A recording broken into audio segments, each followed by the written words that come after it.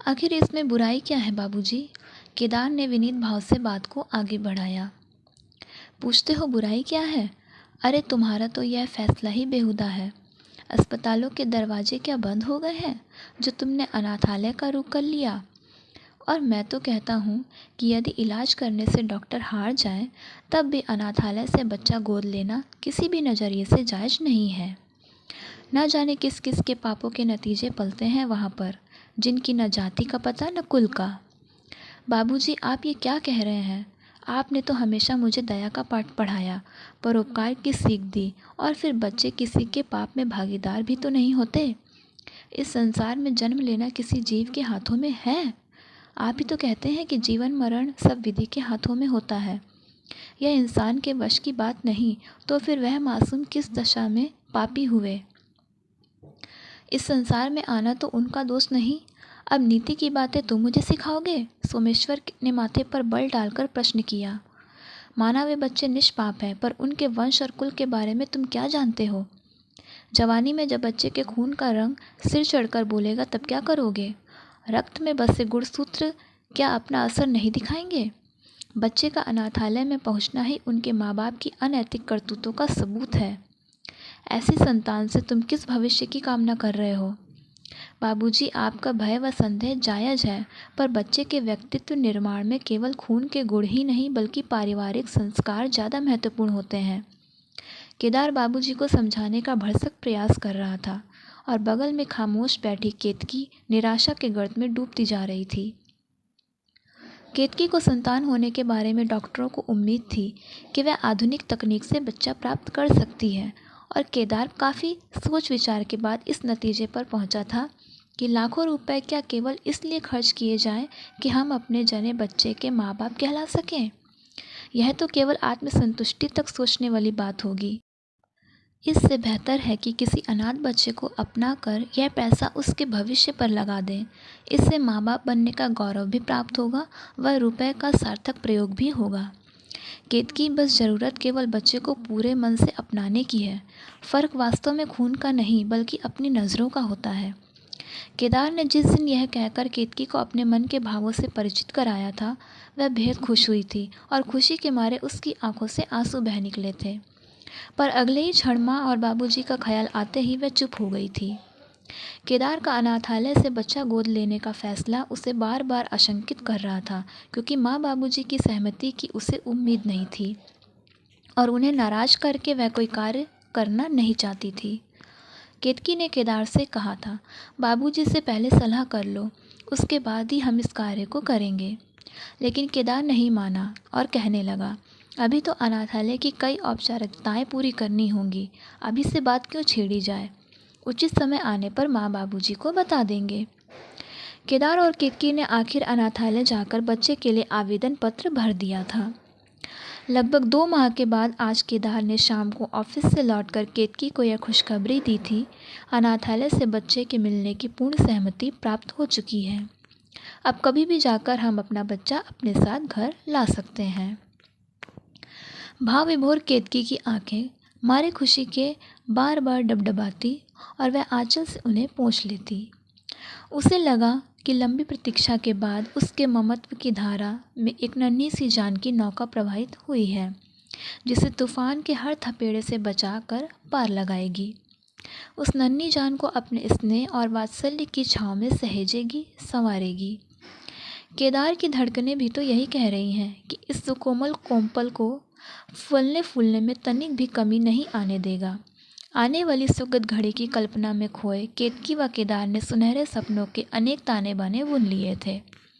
आज बाबूजी के हाथ से एक तार खींचते ही सपनों का वह ताना बाना कितना उलझ गया। केतकी अनिश्चितता के भंवर में उलझी यही सोच रही थी कि माझी को मुझसे कितना स्नेह है, क्या वह नहीं समझ सकती मेरे हृदय की पीड़ा? आज बाबूजी की बातों पर माँ का इस तरह से चुप्पी साधे रहना केतकी के दिल को तीर की तरह भेद रहा था।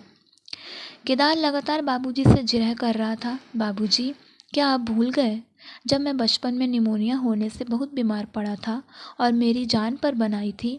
डॉक्टरों ने तुरंत खून चढ़ाने के लिए कहा था, पर मेरा खून ना आपके खून से मेल खा रहा था ना माँ से। ऐसे में मुझे बचाने के लिए आपको ब्लड बैंक से खून लेना पड़ा था। यह सब आपने ही तो मुझे बताया था।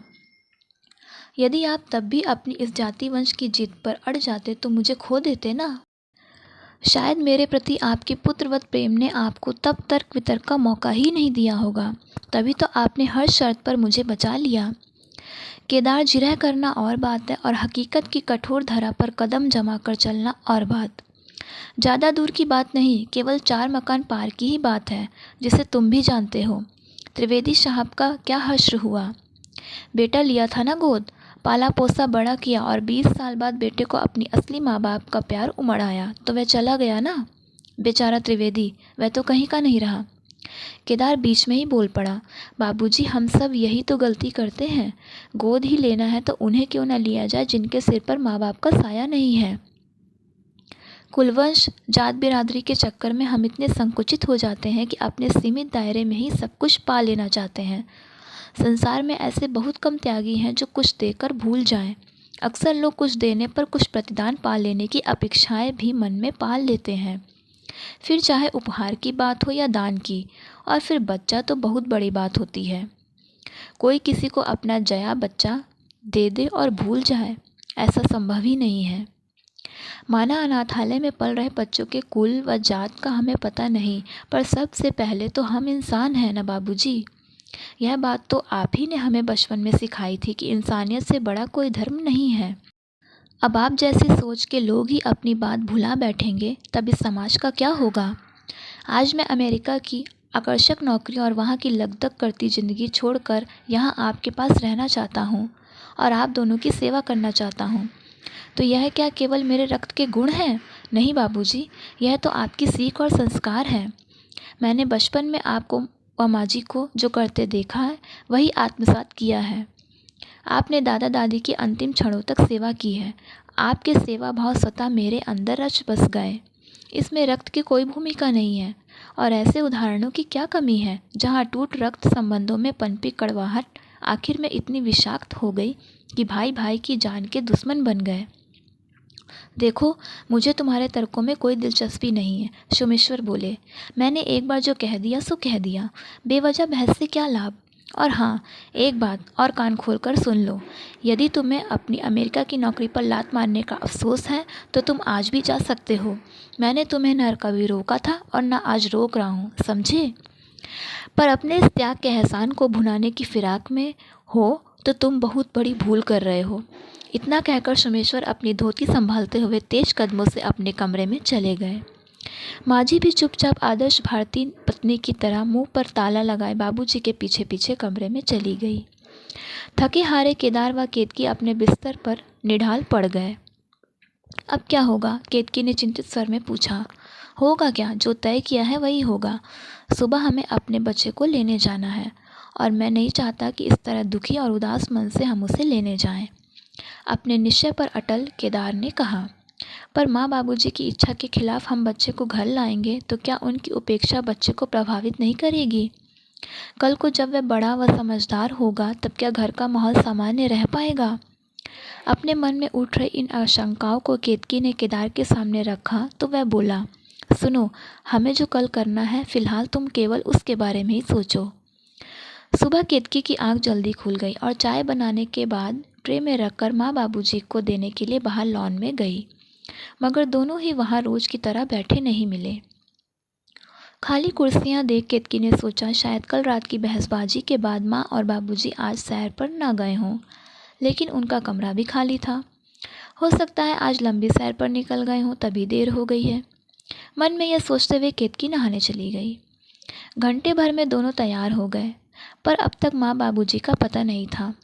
केदार और केतकी दोनों चिंतित थे कि आखिर वे बिना बिताए गए तो कहाँ गए। सहसा केतकी को माँ जी की बात याद आई।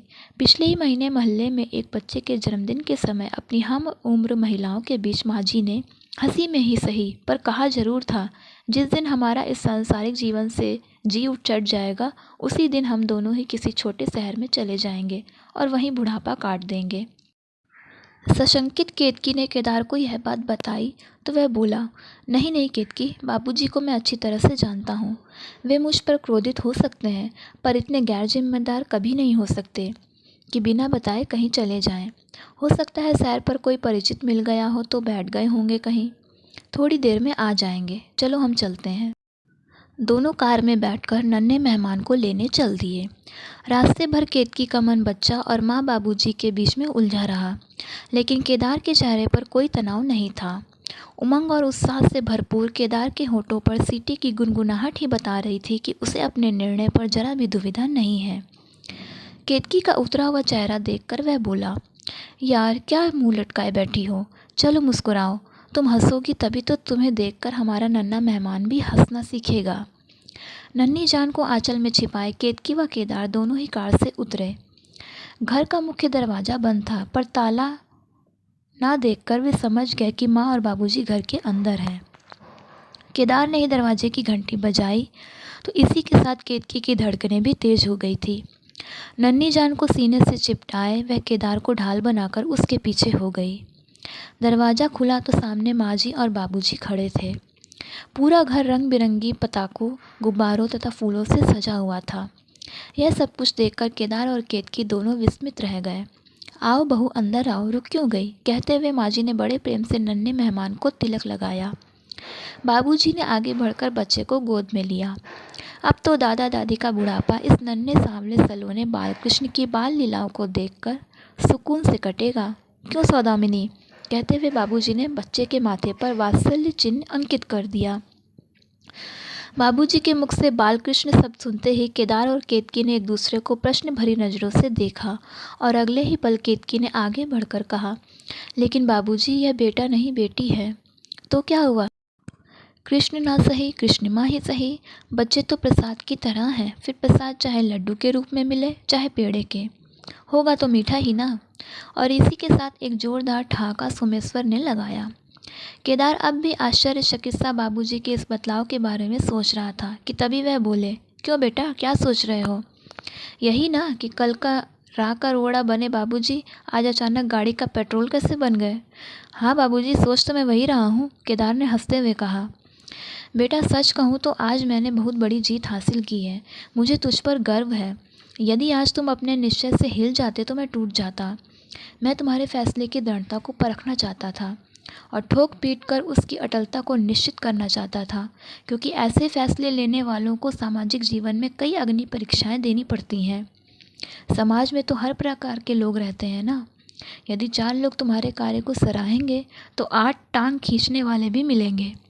तुम्हारे फैसले की तनिक भी कमजोरी भविष्य में तुम्हें पछतावे के दलदल में पटक सकती है, और तुम्हारे कदमों का डगमगाना केवल तुम्हारे लिए ही नहीं बल्कि आने वाली नन्ही जान के लिए भी नुकसानदेह साबित हो सकता था। बस केवल इसीलिए मैं तुम्हें जांच रहा था। देखा केतकी, मैंने कहा था ना तुमसे कि बाबूजी ऐसे तो नहीं हैं। मेरा विश्वास गलत नहीं था, केदार ने कहा। बेटा तुम लोगों की खुशी में ही तो हमारी खुशी है। वह तो मैं तुम्हारे बाबूजी के कहने पर चुप्पी साधे बैठी रही। इन्हें परीक्षा जो लेनी थी तुम्हारी, मैं समझ सकती हूँ कि कल रात तुम लोगों ने किस तरह काटी होगी। इतना कहकर सौदामिनी ने पास बैठी केतकी को अपनी बाहों में भर लिया। वह तो ठीक है माँ जी, पर यह तो बताइए कि सुबह आप लोग कहाँ चले गए थे? मैं तो डर रही थी कि आप कहीं हरिद्वार। अरे पगली, हम दोनों तो कृष्ण माँ के स्वागत की तैयारी करने गए थे।